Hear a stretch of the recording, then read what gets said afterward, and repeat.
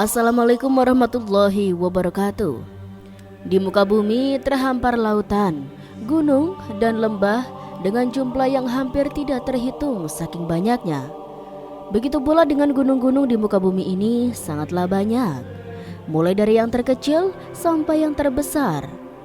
Tapi ada satu gunung yang diciptakan Allah secara misterius dan konon merupakan gunung yang tersembunyi.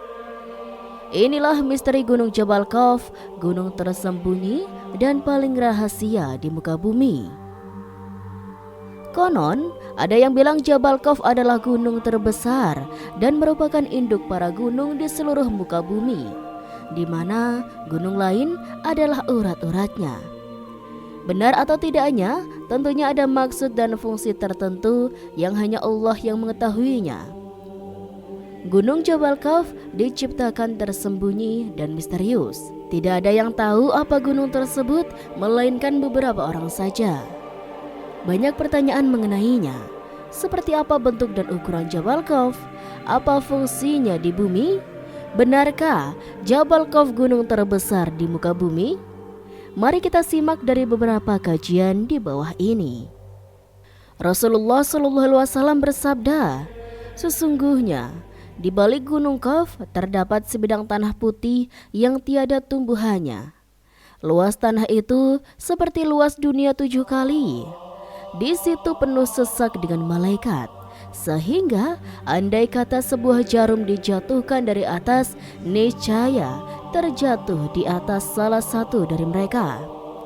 Tiap-tiap tangan mereka memegang bendera yang panjangnya 40 farsak. Tiap bendera tulisannya La ilaha illallah Muhammadur Rasulullah. Tiap-tiap malam Jumat mereka berkumpul di keliling gunung itu untuk merendahkan diri kepada Allah dan memohon keselamatan buat umat Muhammad SAW. Jika fajar subuh sudah terbit, mereka berdoa, "Ya Allah, ampunilah orang yang mandi hari Jumat, yang datang menghadiri Jumat."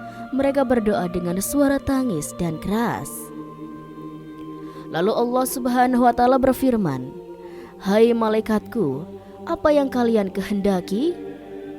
Mereka menjawab, "Kami berkehendak engkau mau mengampuni dosa umat Muhammad SAW." "Aku telah mengampuni mereka," jawab Allah. Bukit Khawf yang diciptakan oleh Allah Subhanahu wa Ta'ala dari jamrud hijau, sehingga warnanya terpengaruh terhadap warna biru langit dunia yang sering dan selalu kita saksikan. Adalah bukit yang mengelilingi segenap penjuru pada urat bumi saat bumi tidak bergerak bergoncang, dan ia dijaga oleh satu malaikat yang besar, kekar, dan kuat. Pada suatu hari, Sayyidina Iskandar Zulkarnain naik ke atas Bukit Khawf dan bertanya, "Hai Jabal Khawf, di bawahmu ada sejumlah bukit-bukit kecil. Coba ceritakan kepadaku kekuasaan Allah yang demikian itu." Jawab Bukit Khawf, "Di balik saya ada bumi yang berjarak 500 tahun perjalanan, ditambah pula oleh Allah yang memiliki kekuasaan yang sangat besar, yakni 500 buah bukit yang dijadikan dari air yang dibekukan, bukan es atau salju. Dengan air yang dibekukan dimaksudkan sebagai daya tahan terhadap lapisan-lapisan bumi agar tidak habis hancur terbakar oleh kedahsyatan ganasnya api neraka yang ada di bawah lapisan bumi yang terbawa. Dan dipancangkannya di bumi itu gunung menjadi pasaknya agar kamu tidak berguncang." Quran Surat Luqman ayat 10. "Dan bersegeralah untuk mendapatkan ampunan dari Tuhanmu serta mendapatkan surga seluas langit dan bumi yang disediakan bagi orang-orang yang bertakwa." Quran Surat Ali Imran ayat 133. Seluas langit dan bumi memberikan arti 2 kali lipat. Langit berpasangan dengan bumi, matahari dengan bulan, siang dengan malam. Maha suci Allah yang telah menciptakan segala sesuatu berpasangan. Quran Surat Yasin ayat 36. Kita dipastikan mengerti maksud berpasangan itu bagaimana. Tentunya luas, panjang, lebar dan besarnya adalah sama. Kalau tidak sama, orang Jawa menyebutnya gintang atau pincang. Sesungguhnya Allah Subhanahu wa Ta'ala telah menciptakan 7 langit dan bumi seperti itu pula. Quran Surat At-Tolak ayat 12. Sewaktu Sayyidina Abdullah bin Salam bertanya kepada Nabi SAW, dengan apa bumi ini bisa tenang? Nabi Muhammad SAW pun menjawab, dengan beberapa gunung. Pertanyaan berikutnya, dengan apa gunung-gunung itu dikokohkan? Jawab Nabi Muhammad SAW, dengan gunung Qaf yang dibuat dari zamrud hijau dan birunya langit. Setelah itu ditanya lagi, berapa jarak tingginya dari bumi ke langit dunia? Nabi Muhammad SAW pun menjawab, 500 tahun perjalanan. Pertanyaan selanjutnya tentang jarak antara perjalanan kiri dan kanannya, utara selatan dari titik tengah. Jawab Nabi Muhammad SAW, 200 tahun perjalanan. Dan ketika ditanya tentang penghuni bumi yang berlapis 7 itu, Nabi SAW menyebutkan, penghuni lapisan ke-7 adalah para malaikat, penghuni lapisan ke-6 adalah iblis beserta bala tentaranya, penghuni lapisan ke-5 adalah setan, penghuni lapisan ke-4 adalah ular, penghuni lapisan ke-3 adalah kalajengking, penghuni lapisan ke-2 adalah jin, dan penghuni lapisan pertama adalah manusia. Allah Subhanahu wa Ta'ala berfirman, dan di bumi terdapat bagian-bagian yang mendampingi. Quran Surat Al-Ra'd ayat 4. Gunung Jabal Qaf menurut Syekh Muhammad Nazim Adil Al-Hakani. Gunung Qaf adalah sebuah gunung yang dikelilingi beberapa buah lembah dan bukit. Gunung ini terletak di antara daerah Yordania dan Arab Saudi. Ada juga yang mengatakan Gunung Qaf terletak di daerah daratan Yaman. Dan ada juga yang mengatakan Gunung Qaf berada di sebelum Persia, dekat tembok Ya'juj dan Ma'juj. Gunung Qaf merupakan daerah yang sangat luas. Di sanalah hidup para waliullah dari golongan Rijalul Ghaib atau laki-laki Ghaib, berjumlah sekitar 70 orang. Semua penduduk Gunung Qaf adalah para laki-laki soleh dari golongan manusia yang telah menjauhkan diri dari kehidupan duniawi dan memilih hidup untuk beribadah saja. Gunung Qaf merupakan suatu daerah yang gaib, tidak ada di alam nyata. Kehidupan di Gunung Qaf semuanya bersifat tersembunyi dan sisi kegaibannya setara dengan sisi kegaiban alam malaikat. Konon tidak jauh dari Gunung Qaf tersebut terdapat sebuah pulau, Pulau Al-Qadar, tempat bertemunya 2 arus air laut dan sungai. Di pulau itulah Nabi Khidir alaihi salam tinggal. Selain Gunung Qaf, terdapat juga Gunung Nu'an. Gunung Nu'an terletak daerah paling timur dunia. Ada yang mengatakan daerah itu adalah Pulau Kalimantan. Gunung Nu'an merupakan daerah yang hampir mirip dengan Gunung Qaf. Perbedaannya adalah jika Gunung Qaf penduduknya semua kaum laki-laki, sedangkan Gunung Nu'an semua penduduknya berjumlah 30 orang adalah kaum wanita. Mereka semua merupakan para mir'atul ghaib, perempuan ghaib. Yang jelas baik Gunung Qaf, Gunung Nu'an, Bukit Merah, Pulau Al-Qadar, Tembok Zulkarnain, Danau Hayat, dan berbagai alam para waliullah lainnya hanya para wali dan orang soleh saja yang bisa pergi ke sana. Gunung Qaf kotanya para wali. Ini menurut Syekh Muhammad Nazim Adil Al-Hakani. Gambaran penduduk Gunung Jabal Qaf.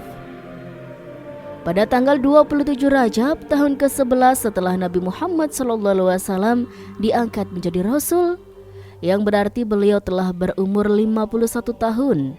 Beliau dipanggil Allah untuk menghadap keharibaannya dengan Isra Mi'raj sebagai wahana yang menyampaikan maksud tersebut.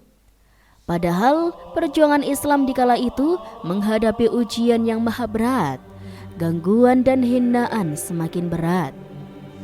Dengan demikian, peristiwa Isra Mi'raj itu dimaksudkan untuk menambah kekuatan iman dan keyakinan beliau sebagai Rasul, yang diutus oleh Allah Subhanahu wa taala ke tengah-tengah manusia untuk menyampaikan risalahnya.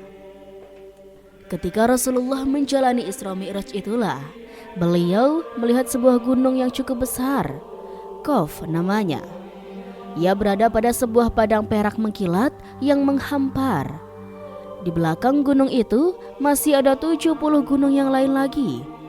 Dan di belakangnya terdapat suatu kota, di mana kota-kota itu ada yang berpenghuni makhluk dari jenis Bani Adam. Maka setelah Rasulullah sampai di sana, mereka dengan serta-merta mengucapkan salam seraya memuji atas kemurahan Allah yang telah mempertemukan mereka dengan Rasulullah, serta menyatakan keimanannya pada beliau. "Siapakah kalian? Tampaknya kami belum pernah melihat kalian." Begitu sapa Rasulullah di awal perjumpaan. Maka seorang pemimpin mereka tampil ke muka menerangkan jati dirinya. "Kami merupakan komunitas kaum Bani Israel yang hidup setelah Nabi Musa alaihi salam diutus oleh Allah Subhanahu wa taala. Namun setelah beliau wafat, terjadilah huru-hara dan perpecahan antara Bani Israel sehingga menimbulkan berbagai bencana yang begitu dahsyat. Pada masa itu, tidak kurang dari 43 nabi terbunuh, sehingga masyarakat tidak lagi mengetahui mana yang hak dan mana yang batil." Menyadari terjadinya kerancuan seperti itu, kira-kira 200 orang yang ahli ibadah dan bersikap zuhud tampil untuk membenahi masyarakat. Digelarnya amar ma'ruf dan nahi al-munkar. Namun Bani Israel malah menghabisi mereka. 200 orang itu dibunuh dalam satu hari. Setelah periode tersebut, keadaan masyarakat menjadi lebih runyam. Keonaran muncul di mana-mana dan tampak sudah sulit dipadamkan. Dari sebab tidak mampu kami untuk menanggulangi bencana di segala lini itu, kami berdoa semoga Allah Subhanahu wa taala menyelamatkan kami dari bencana yang mengancam keselamatan akidah kami. Dan ketika kami masih berdoa itulah tiba-tiba hamparan tanah yang berada di hadapan kami terkuak lebar. Kemudian kami terperosok ke dalamnya dan terus terperosok sampai dasar bumi. Kami berada di sana selama 18 bulan dan setelah itu baru kami bisa keluar menuju tempat ini. Sebelum kesemuanya terjadi, Nabi Musa alaihi salam telah berpesan kepada kami bahwa jika saja kami bisa menjumpai Nabi Muhammad SAW yang akan diutus pada akhir zaman, hendaklah kalian sampaikan salamku padanya. Berpesan pula agar engkau mengajari kami mengenai Al-Quran, sholat, puasa, berjumatan, dan hukum-hukum yang lain. Maka pada kesempatan pertemuan ini, mereka pun diajari Rasulullah mengenai apa yang telah diwasiatkan oleh Nabi Musa alaihissalam. Kemudian Rasulullah berkeliling melihat kehidupan mereka. Dalam perjalanan inilah beliau melihat banyak keganjilan yang belum pernah dilihatnya selama ini. "Mengapa rumah kalian selalu terbuka? Siang dan malam tidak pernah kalian tutup?" tanya Rasulullah. "Kami merupakan suatu komunitas atau kaum yang sangat aman. Tidak pernah terjadi keributan sama sekali, baik mengenai harta ataupun yang lain. Dengan demikian, kami tidak memerlukan penjaga keamanan." Begitu jawaban mereka. "Terlihat pula rumah kalian tertata rapi dan dalam tipe yang sama yang tampak keasriannya. Mengapa?" tanya Rasulullah. "Masyarakat di sini," kata mereka, "merupakan komunitas satu hati. Duduk pun sama rendah dan berdiri sama tinggi. Berat sama dipikul dan ringan sama dijinjing. Tidak seperti perumahan yang ada di dunia. Kendati dalam tipe yang sama, namun menjadi RSS, rumah sangat semrawut. Tersebab hati mereka yang sangat serakah dan menggandrungi dunia." "Mengapa pula masjid kalian begitu jauh dari perumahan?" tanya Rasulullah lagi. "Tiada lain agar menambah pahala kami. Di mana seseorang yang berangkat ke masjid dari tempat yang jauh, pahalanya akan melebihi mereka yang berada di dekat masjid. Itulah tujuan kami, wahai Rasulullah," tukas mereka kembali. Mengapa jika saja terdapat salah satu anggota keluarga yang mati, mereka selalu dikuburkan di depan rumah? Tanya Rasulullah. Kebijaksanaan itu tiada lain agar kami dapat mengarungi kehidupan dunia ini selalu ingat terhadap maut yang selalu mengintai setiap waktu. Dengan demikian, kami akan selalu beramal kebajikan sebagai persiapan apa yang terjadi setelah makhluk merenggut jiwa kami. Begitu jawab mereka. Mengapa aku lihat? Pertanyaan Rasulullah selanjutnya. Kalian tidak pernah tertawa. Sikap yang demikian itu tiada lain karena kebanyakan tertawa akan menyesatkan hati, sehingga lama-kelamaan akan tertutup hidayah. Demikianlah sikap kami wahai Rasulullah. Tukas mereka kembali. Adakah kalian pernah mengalami sakit? Tanya Rasulullah lebih lanjut. Sakit merupakan penghapus terhadap dosa. Padahal komunitas kami tidak mengenal dosa, juga tidak pernah melakukannya. Dengan demikian, kami tidak pernah mengalami sakit. Begitu aneh jawaban mereka. Adakah kalian bercocok tanam? Rasulullah kembali bertanya. Benar, kami juga bercocok tanam. Namun setelah itu, kami serahkan saja kepada Allah sampai datangnya hari panen. Dan ketika panen itulah kami berkumpul bersama untuk mengambil sebagian kecil panenan itu. Kemudian kami biarkan saja sisanya yang tertinggal lebih banyak. Jawab mereka mengherankan pula. Adakah kalian memiliki binatang ternak? Tanya Rasulullah. Benar, seluruh binatang ternak kami selalu berada di padang Sahara. Hanya saja jika kami memerlukan 1-2, kami langsung mengambil seperlunya. Kemudian sebagian besar yang lain kami tinggalkan begitu saja di sana. Jawab mereka tambah aneh pula. Aku lihat, kata Rasulullah, mengapa wajah-wajah kalian pucat? Tidak lain perubahan warna tersebut karena seluruh masyarakat kami merasa takut sekali atas kematian. Dalam arti bukan karena menyintai kehidupan dunia, namun amal-amal kami yang kelak sebagai bekal di akhirat serasa belum cukup untuk menghadapi huru-hara di belantara kiamat nanti. Begitu mereka menguraikan. Adakah sering terjadi kematian di kalangan masyarakat kalian? Tanya Rasulullah kembali. Rata-rata dalam masyarakat kami akan terjadi kematian 1 orang dalam jangka setahun, tidak lebih.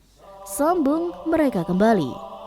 Setelah dialog ini selesai, Rasulullah segera berpamitan untuk meneruskan perjalanan bersama Jibril alaihissalam. Demikianlah sobat beberapa riwayat mengenai ulasan misteri Gunung Jabal Khawf yang pernah digambarkan dan diceritakan Rasulullah dan juga dari sumber lainnya. Sampai saat itu, dunia barat belum bisa menemukannya dengan teknologinya karena hijab gunung ini tertutupi dari mata orang-orang kafir. Semoga hal ini menambah keimanan kita. Wallahu a'lam bishawab. Kurang lebihnya Rizky mohon maaf. Sekian dari Rizky. Wassalamualaikum warahmatullahi wabarakatuh.